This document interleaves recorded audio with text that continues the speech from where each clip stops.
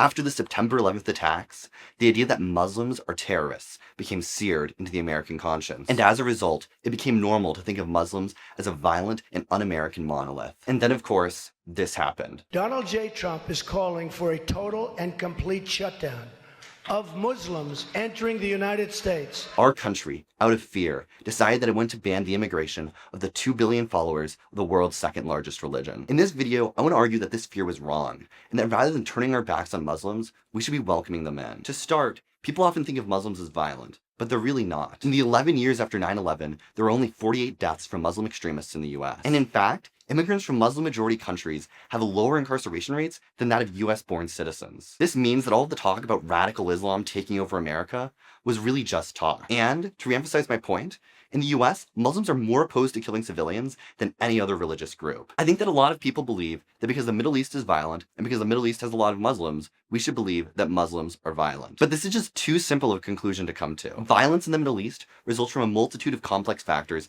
that cannot simply be boiled down to religion. The fact is that 80% of Muslims live outside of the Middle East, and that some Muslim-majority countries are extremely safe. For instance, Malaysia, which has 22 million Muslims, is ranked as the 10th safest country in the entire world. To be sure, there are extremist Muslims who believe in using violence in unjust ways, but this can be said for every major religious group. Just because some Muslims in some parts of the world are violent, that doesn't mean that they all are. Now, a critic might be listening and say, well, sure, I'll grant you that Muslims aren't actually violent, but they don't share a religion. Shouldn't we be concerned that they'll be un-American? I don't think so.